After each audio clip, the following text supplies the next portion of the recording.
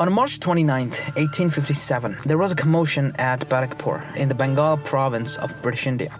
A young man named Mangal Panday, intoxicated, opened fire at his British superiors of the 34th Bengal Native Infantry.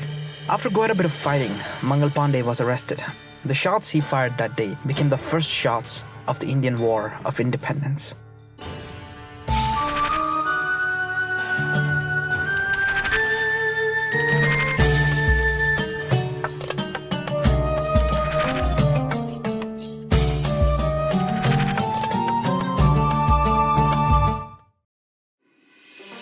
The Indian War of Independence is probably not an accurate name for it. Neither is the Indian Mutiny. However, I'll keep calling it the Indian War of Independence because I really don't want to get into nomenclature right now. Let's start at the beginning. The British started to establish a presence in India as early as the 17th century. They allied themselves with local governments. Various princes and rulers allied themselves with them. The British were mostly not violent with the governments of India. However, in 1757 CE, the Nawab of Bengal tried to curb the British ambitions and got into a fight with them. The Battle of Plassey was lost by the Nawab and proved to be a pivotal battle in the history of India. Soon after that, in 1764, they defeated the allied forces of various rulers of India in the Battle of Buxar. After this, the East India Company even started collection of taxes in Bengal. Over the following years, they secured the east and the south of India in various wars, notably with the Nawab of Hyderabad and the Maratha Empire. The Mughals had been crippled, and in the north, only one power remained, the Sikh Khalsa Empire. After two bloody wars, the Sikh Empire was cannibalized by 1850. The conquest of India was mostly complete. There were no threats to the British East India Company anymore. Various princely states were either formed or allied by the British.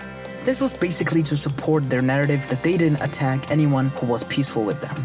One example of this was the princely state of Jammu and Kashmir. This state had been a part of the Sikh Khalsa Empire, but after its end by the British, the Dogra dynasty paid the British a huge sum of money to keep it as their state, but rule it under the British government. Here's Hikma history to talk a bit about the impact this move had. Even though the majority of the population of Kashmir were Muslims, the rulers were now the Hindu Dogra dynasty. Now, if this was medieval India, it wouldn't have been an issue, but India in the first half of the 20th century was a place of rising religious tensions. When India was partitioned in 1947, many of the Muslim population desired union with the Muslim Pakistan. Despite the ruler of Kashmir calling for his province's independence, this was not realistic. Pakistan invaded and the ruler of Kashmir decided to join India, subsequently making Kashmir the scene of the First Indo-Pakistani War. Therefore, the origins of the Kashmir conflict can be traced back to what Al-Muqaddimah was just talking about, the sale of Kashmir, a Muslim-majority area, to a Hindu dynasty.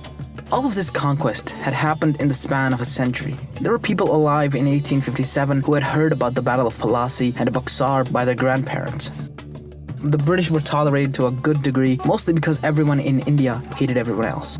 The British military was made up of mainly three presidencies. There was the Bengal Army, which had an army made of people from Bengal, but the British didn't trust it that much because the Bengalis had fought various wars against the British. After the annexation of North India, they started recruiting more troops from the so-called higher castes. Mostly because these higher castes were always fighting each other. Since they were all big dogs, they didn't want to take crap from each other. There was always enough localized conflict there that the British didn't have to worry about them working together against the British. The Madras Army was similarly troops recruited from South India. The Third Army was Bombay Army. Bombay and Madras were smaller armies. The Bengal Army wasn't required to fight beyond India if it didn't want to, but Madras and Bombay were. After the completion of India's conquest, the British Army was looking to other regions, such as Burma and China. The Indians were okay fighting each other for the British, but they didn't want to get into a ship and go to some other place and fight those people on behalf of an island nation on the other side of the world. Since the British needed troops, they decided to change the law. Where the Madras and Bombay armies were forced to serve overseas, they made the law so that new recruits in the Bengal army also had to serve overseas. The higher castes were pissed at this. The final spark came in the form of a new type of ammo for the Enfield P53 rifles. A part of this ammo had to be bitten off before it was loaded into the rifle. The ammo was being manufactured in India, and soon rumors started that it was greased with animal fat. Specifically, the fat came from cows and pigs. Cows were sacred in Hinduism and so couldn't be eaten, and pigs were haram in Islam, so they too couldn't be eaten. the rumors were true. Even though by January 1856 the ammo was made free from Greece, the natives couldn't get it out of their minds. This was mixed with rumors that the British wanted to take away the faiths of the natives and wanted to convert them to Christianity. The British had already interfered in local religious affairs by, for instance, ending the tradition of sati, the burning of widows with their dead husbands, so the Indians decided to take a stand. Some sources say that Mangal Panday's rebellion, as they call it, was part of a bigger planned rebellion, but Panday, under the influence of Bhang, intoxicated, decided to do it himself, before his comrades were ready. I'm not sure if this is true, but well, Panday drew first blood and started the War of Independence. Panday was arrested and hanged in April. In the same month, there were various smaller mutinies, unrest throughout India. In barracks across Agra, Allahabad, and Ambala, there were various cases of arson. However, at Meerut, there was a different story. The British Lieutenant Colonel there, George Carmichael Smythe, ordered practice exercises involving the new cartridge. All but 5 troops refused to do so. They were all arrested and put in jail, some for as high as 10 years. The next day, a Sunday, some Indian troops from around the city, led by the 3rd Cavalry, decided to break them out. Since it was a Sunday, most British senior officers were attending church. Panic broke out and the rebellion was in full swing. The rebels headed to Delhi, only 40 miles away. There they called out Bahadur Shah Zafar, the Mughal emperor, to join them. They also murdered as many Europeans and Christians as they could find. Smaller forces from in and around Delhi and Meerut joined them. Almost everyone in Delhi was with the rebels now. Bahadur Shah saw no option but to join them as well. He held court for the first time in many decades and issued coin in his name. The Mughal name still meant a lot to the people of India, and a lot of people gathered under their banner despite the fact that the Mughal emperor's rule extended barely beyond the walls of his castle. The British gathered their forces and fought back. A significant portion of their force was made up of Sikhs from Punjab. These Sikhs, first of all, hated the Mughals because the Mughals had tried to kill the Sikh religion in its infancy by executing their religious leaders or gurus. Secondly, they hated the Easterners, the Bengalis and others, for having helped the British defeat the Sikh Khalsa Empire. The rebels were able to push back the British at various locations initially, such as Haryana and Bihar, but they lacked proper leadership. Despite the fact that they all had technically been under the command of the Mughal emperor, they were acting more like independent forces than parts of a larger army. Local leaders like Bakht Khan and Rao Tularam were able to guide their men to some victories, but they too were eventually defeated. The British were also engaged in the Crimean War with Russia at the time. They were stretched thin and they had to call their troops and gather them in India. It took around 2 months. Till then, the rebels had done some good amount of damage, but nothing permanent. In June, the combined force of the British and their supporters, which included the Principality of Kashmir and the Independent Kingdom of Nepal, met the rebels at Badli Ki Sarai. The rebels were defeated and were forced back to Delhi. The British laid siege to Delhi, starting in early July. They had encircled the city, but the rebels were still able to get reinforcement and supplies. The siege went on like this till on the 14th of August, the British forces in Punjab reinforced the besiegers. The rebels realized that they were in trouble and so they offered terms, which were refused by the British. In September, the British continuously attacked the city. Eventually, they were able to break into the city. The casualties were heavy, but the British were victorious. Bahadur Shah had escaped the Red Fort. He was arrested from Humayun's tomb on 20th of September. The sons of Bahadur Shah were executed at the Bloody Gate. Delhi had fallen and the Mughal Empire was no more. While this was going on in Delhi, there was a different story at Kanpur. In Kanpur, the rebels had besieged the British. In June, the British there had been forced to endure a siege with little to no supplies. The British general there, General Wheeler, had good relations with Nana Sahib Peshwa. He expected Nana Sahib to be kind to him and his men. After a few weeks, Nana Sahib allowed the British to evacuate on 27th of June. Nana Sahib provided boats that would take them wherever they had to go. However, while the evacuation was underway, a commotion happened. Someone fired a shot and panic broke out. The British, outnumbered, were massacred there. After the firing stopped, the survivors were rounded up and killed. Women and children were taken hostage. Eventually, only 4 men got out of Kanpur alive. The British reinforcement arrived there in July, and fearing the city will be taken soon, the hostages were massacred. They weren't shot as the sepoys refused to kill women and children. Instead, butchers were called in to kill them.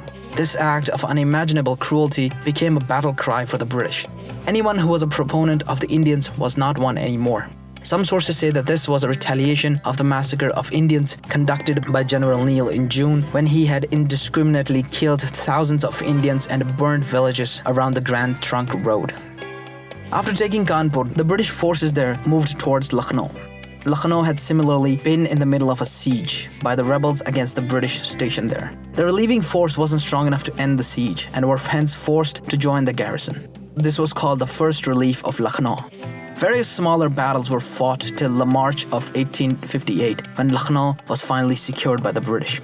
By the end of 1857, North India was mostly secured by the British. A line of communication ran across the country, with cities like Delhi, Kanpur, and Agra now firmly under their control. The British now turned to central India. Most of central India had been princely states annexed by the British over the past few decades. When the British got busy with the north, these states broke into chaos. Some rebelled while others started fighting each other.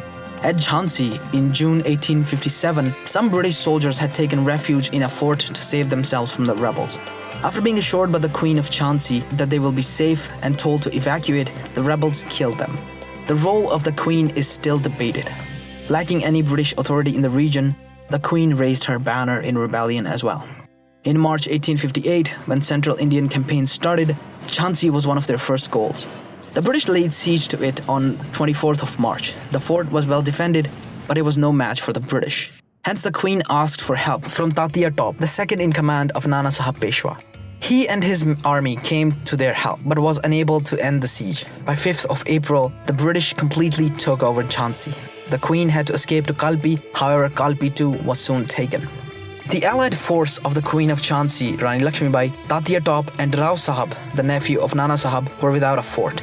They had nowhere to go, so they marched on Gwalior, which had been loyal to the British.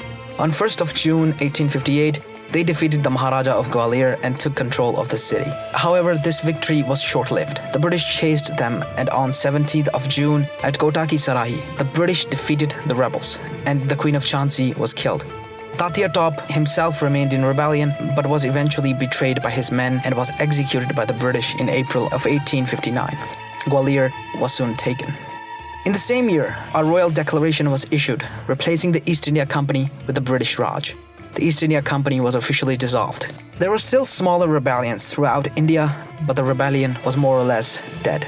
Captured rebels were tried and executed, some by hanging, some were blown from cannons. The atrocities committed by both sides were numerous. Bahadur Shah was found guilty on the 29th of March 1859. Peace was officially declared on 8th of July 1859. The war was over. The British went on to take all of India under their control. Various princely states were dissolved. Eventually, the three armies were combined into one army, the Indian Army. It took 90 more years till the British finally left in 1947. The country was broken into two states, Pakistan and India, perpetually locked in hostility over crimes committed by the British. See you next time. Thank you for watching this video. This video was the first part of a two-part collaboration between me and Hikma History. Go over to his channel to watch his video on the partition of India.